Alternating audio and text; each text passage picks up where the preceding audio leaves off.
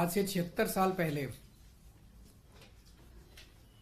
अहिंसा के पुजारी और शांति के पुजारी गांधी जी की हत्या की गई थी आज ही के दिन। और आज 76 साल के बाद आज ही के दिन उन्होंने जनतंत्र की, लोकतंत्र की हत्या की है। एक तरह से लोकतंत्र के लिए आज काला दिन है। जिस तरह से इन्होंने गुंडागर्दी करके, सरेआम बेईमानी करके, और किस्मत से वो उनकी बेईमानी जो है वो वीडियो में कैप्चर हो गई। वो पूरा देश आज सोशल मीडिया के ऊपर और मीडिया के ऊपर देख रहा है कि किस तरह से इन्होंने वोटों की चोरी की है और इन्होंने जबरदस्ती चंडीगढ़ के अंदर अपना मेयर बनाया है। इशू ये नहीं है कि मेयर किसका बनना चाहिए। चुनाव में हार जीत तो लगी रहती है, कभी वो जीतते हैं कभी हम जीतते हैं। देश नहीं हारना चाहिए, देश जरूरी है। जनतंत्र नहीं हारना चाहिए, जनतंत्र जरूरी है। पार्टियां आती जाती रहती हैं, नेता आते जाते रहते हैं, मेयर आते जाते रहते हैं। मेयर इंपॉर्टेंट नहीं है। इशू आज ये नहीं है कि हमारा मेयर बनना था, हमारा मेयर नहीं बना। इशू नहीं है कि इंडिया गठबंधन को आज जीतना था, वो नहीं जीता।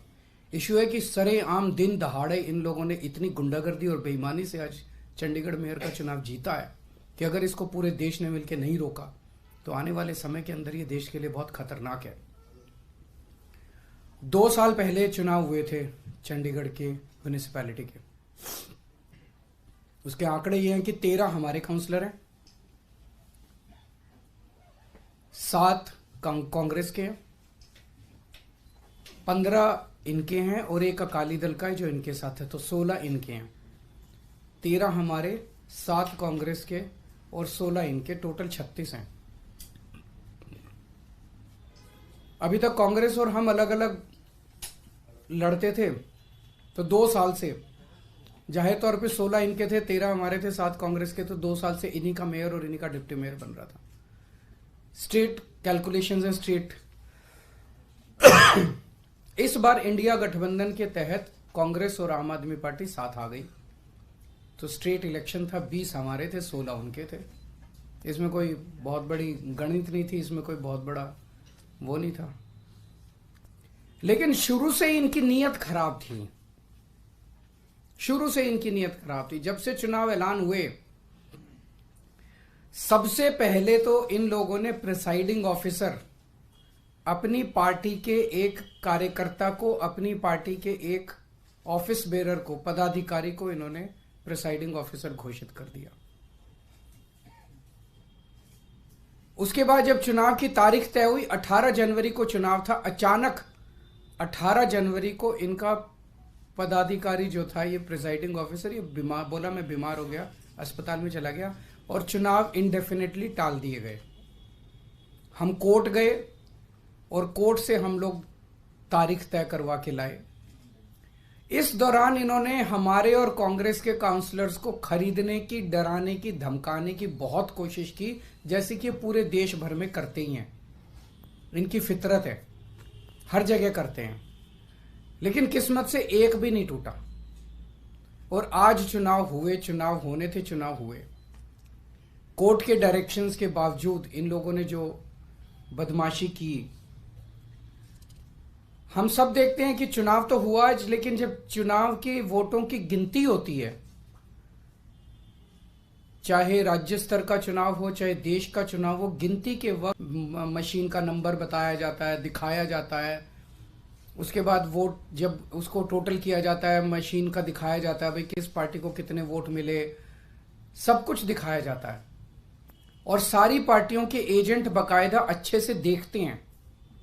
यहां भी प्रोसीजर ये था, कानून में ये था कि हर पार्टी का एजेंट वहां बैठेगा और पार्टी का एजेंट को, जैसे दिल्ली में भी एमसीडी के चुनाव हुए, एमसीडी के मेयर का चुनाव हुआ, वो भी बैलेट पेपर से होता है, तो वो सारे एजेंट बैठते हैं, एक एक वोट बाकायदा सभी एजेंट्स को दिखाए जाते हैं।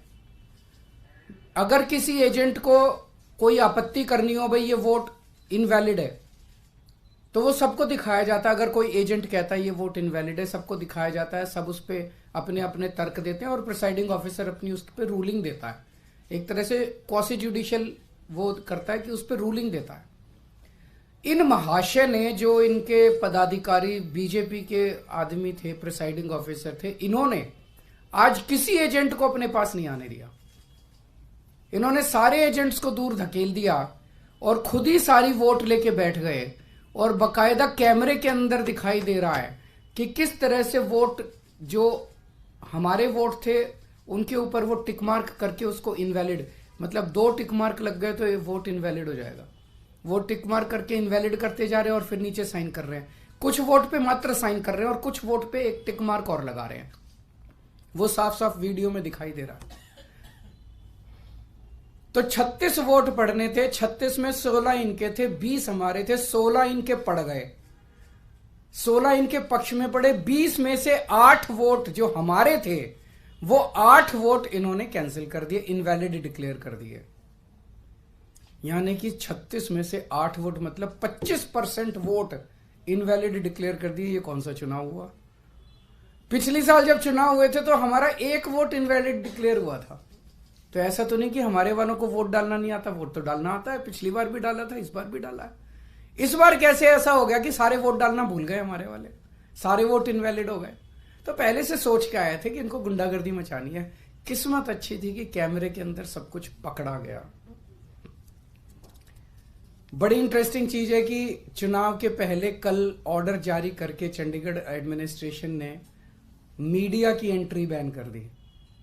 तो इसका मतलब नीयत तो शुरू से ही खराब थी, प्लान तो, षड्यंत्र तो पहले से ही बना रखा था इन लोगों ने कि गड़बड़ करनी है। इतने बड़े स्तर के ऊपर चंडीगढ़ के मेयर के चुनाव के लिए आज तक कभी भी इतनी वोट इनवैलिड नहीं डिक्लेयर की गई। 36 में से 8 वोट इनवैलिड मतलब 25% वोट। अगर इनसे 36 वोट काउंट करने में इतनी बड़ी धांधली कर रहे हैं, देश का जब बड़ा चुनाव होगा उसमें तो 90 करोड़ वोट पड़ते हैं, उसमें तो पता नहीं किस लेवल की धांधली करते हैं ये लोग। और 25% क्या, अगर उस चुनाव में तो 5-6% की भी वोट अगर इधर उधर हो जाए तो सब। तो आज का चुनाव ये दिखाता है कि किस तरह से ये जीतने के लिए, सत्ता पाने के लिए किसी भी हद तक जा सकते हैं। बड़े चुनाव में लोग तो कह रहे हैं ईवीएम तो होगा ही होगा गड़बड़। मुझे लगता है ये कुछ भी करते होंगे, वोटर लिस्ट ये फर्जीवाड़ा करते हैं, फर्जी वोट डलवाते होंगे, ये ईवीएम करवाते होंगे, सब कुछ करते होंगे जीतने के लिए। और मैं ये सोच रहा था कि अगर भगवान की दया से उसके बावजूद भी अगर ये नहीं जीते और हार गए तो ये ट्रंप की तरह कुर्सी नहीं छोड़ेंगे। फिर ये मतलब उस दिन कुर्सी से चिपके रहेंगे, चाहे मार्शल लॉ लागू करना पड़े देश में, ये कुर्सी नहीं छोड़ने वाले। तो ये देश के लिए जो आज दिखा, पूरे देश के अंदर, पूरे देश ने देखा, सारे मीडिया ने चलाया, ये बहुत खतरनाक है। और हम सब लोगों को, जो लोग इस देश से प्यार करते हैं, हम सब लोगों को इसका पुरजोर विरोध करना है और इन सबको रोकना।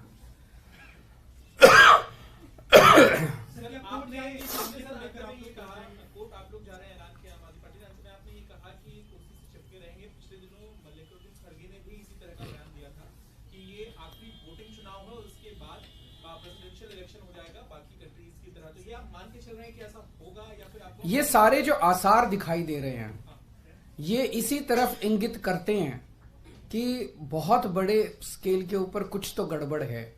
अगर एक 10 बाई 10 किलोमीटर का छोटा सा शहर चंडीगढ़, उस चंडीगढ़ के छोटे से शहर के अंदर एक छोटे से मेयर का चुनाव, उसके अंदर अगर ये इस किस्म तक, इस हद तक नहीं गिर सकते हैं तो बड़े चुनाव के लिए तो किसी भी हद तक जा सकते हैं लोग।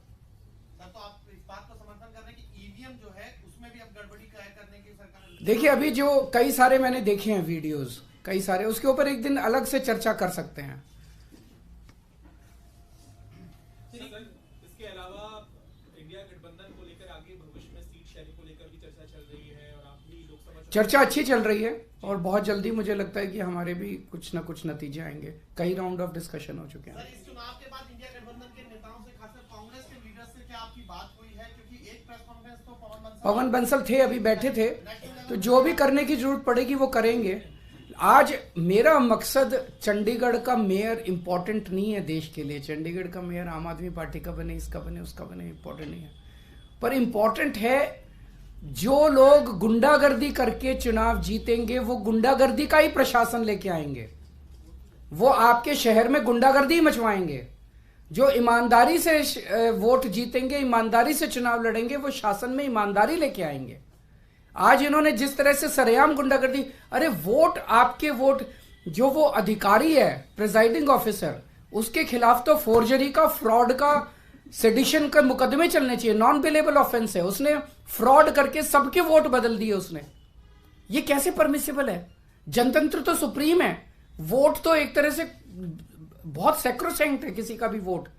आपने काउंसलर्स के वोट बदल दिए, काउंसलर्स के वोट पे टिक मार्क करते जा रहे हो और साइन करते जा रहे हो, टिक मार्क करते। ये क्या है? सरेआम गुंडागर्दी। ना वोट को मानते, ना किसी प्रोसेस को मानते, ना कानून को मानते, ना संविधान को मानते। सर, बिहार से लेके झारखंड तक ईडी कार्रवाई कर रही है, और हेमंत सोरेन हो चाहे तेजस्वी यादव हो, इस पर एक प्रतिक्रिया आप दे दीजिए। क्या आपका कहना है कि ईडी इतने बड़े स्तर पे कार्रवाई क्यों कर रही है? मैं आपसे ही पूछना चाहता हूं कि क्यों कर रही है। एक इन्होंने माहौल ये बनाया पूरे देश के अंदर, अब राम मंदिर का वो उद्घाटन हो गया, राम मंदिर का, अब तो इतनी सीट आएंगी और इतनी सीट आएंगी। अगर इतनी सीट आ ही रही थी तो ईडी की क्या जरूरत थी? फिर ये सब नौटंकी करने की क्या जरूरत थी? इसका मतलब इतनी सीट नहीं आ रही है, इसका मतलब ईडी की भी जरूरत है, फर्जीवाड़े की भी जरूरत है, गुंडागर्दी करने की भी जरूरत है, तब सीट आएंगे इनकी। अगर अपने आप सीट आ रही होती तो क्यों करते ये इतना सारा? क्यों ईडी पीछे भेजते? क्यों नीतीश जी को तोड़ते? क्यों उधर एनसीपी तोड़ते? क्यों शिवसेना तोड़ते? क्यों सबके पीछे ईडी छोड़ते? ये इसलिए कर रहे हैं क्योंकि इनकी सीटें नहीं आ रही हैं। लोग इनसे परेशान हो चुके हैं, लोग फेडअप हो चुके हैं। इंडिया गठबंधन की सीट शेयरिंग ठीक से हो गई तो इंडिया गठबंधन इनको, आज अगर चुनाव ईमानदारी से हो जाता, इंडिया गठबंधन का सीधा सीधा था, 16 वोट इनके थे, 20 हमारे थे, हम इंडिया गठबंधन की पहली जीत होती। लेकिन ये तो इस तरह से गुंडागर्दी करके, बेईमानी करके चुनाव जीत रहे हैं। सीधा सीधा था। आज का चुनाव तो बड़ा सिंपल और स्ट्रेट था। हमारा एक भी आदमी नहीं बिका, 20 वोट थे हमारे, इनके 16 वोट थे। तो आज का चुनाव तो इंडिया गठबंधन जीत ही रहा था। तो फिर गुंडागर्दी करके इन्होंने इसको कर लिया। लगता है चुनाव आयोग का रुख करेंगे आप लोग? हैं जी? चुनाव आयोग का रुख करेंगे इस मामले में, या इस तरह से आप कह रहे हैं, आशंका जता रहे हैं कि ईवीएम को लेकर भी है और बाकी चीजों को लेकर, लगता है कि वो एक बहुत अलग, बहुत बड़ा मुद्दा है, किसी दिन बात करेंगे आपसे ईवीएम वाला। इसी में एक एडिशन है, इंडिया ब्लॉक की पिछली बैठक में आप लोगों ने तय किया था कि इलेक्शन कमीशन के पास डेलीगेशन जाएगा और जो वीवीपैट के पर्चियां होती हैं उसको बैलेट पेपर के तौर पर, मेरे ख्याल से इंडिया गठबंधन की तरफ से रिप्रेजेंटेशन भेजा जा चुका है, तो उस पर मुझे उम्मीद नहीं है कि ये लोग कुछ कार्रवाई करेंगे। सर, इस इलेक्शन के लिए जिसको आप कह रहे हैं कि सिर्फ एक चंडीगढ़ का छोटा सा इलेक्शन था, उसके लिए खुद जेपी नड्डा जी ने बधाई दी है और ये कहा है कि प्रधानमंत्री नरेंद्र मोदी की जो लीडरशिप है उसकी वजह से यूटी में जो है इस तरीके का विकास हुआ, जिसकी वजह से आप इंडिया। जेपी नड्डा जी से पूछिए कि 8 वोट इनवैलिड किस बेसिस पे किए उन्होंने। उनसे पूछिए कि क्या उनके पदाधिकारी ने जिस तरह से वोट्स को टेम्पर किया, फोर्जरी की, क्या वो इसको सही मानते हैं? क्या वो इस तरह की प्रैक्टिसेस को, इलेक्टोरल मैल प्रैक्टिसेस को, चुनाव के दौरान इस तरह की बेईमानी को सही मानते हैं? और क्या वो इस तरह से पाई गई जीत को सही मानते हैं? क्या वो इसको अनैतिक नहीं मानते? क्या वो इसको देश के लिए नुकसानदेह नहीं मानते? क्या केवल येन केन प्रकारेण जीतना उनके लिए सब कुछ है? मार के, पीट के, वोट टेम्पर करके, सब कुछ करके बस जीत जाओ किसी भी तरह से। सर कल जिस तरह से हेमंत सोरेन को लेकर खबरें आ रही थी कि ईडी एक तरह से हंट पे दिख रही थी, लगातार खबरें प्लांट भी हो रही थी और दावा किया जा रहा था कि हेमंत सोरेन गायब हो गए, तो एक मुख्यमंत्री के बारे में जिस तरह से एजेंसियां काम कर रही हैं, आपको लगता है आने वाले समय में कार्रवाई और बढ़ने वाली है इंडिया ब्लॉक के लीडर्स के खिलाफ? मुझे लगता है लोकसभा के पहले जिस तरह से इनका माहौल है, इनको मेजॉरिटी नहीं मिल रही है। इंडिया गठबंधन स्ट्रांग है। आज आप मेरे से निकलवा लीजिए जो कुछ इन्होंने बिहार के अंदर किया। पिछली बार इन्होंने 17 सीट दी थी नीतीश जी को, 17 सीट पे लड़ी थी बीजेपी, 17 की 17। इस बार भी ये 17 सीट दें अगर नीतीश कुमार जी को, 17 की 17 सीटें नीतीश कुमार जी हारेंगे। उन्होंने बिहार की जनता के साथ धोखा किया, तो बीजेपी को इसका नुकसान होने वाला। इस तरह की हरकतें ये देश पसंद नहीं करता।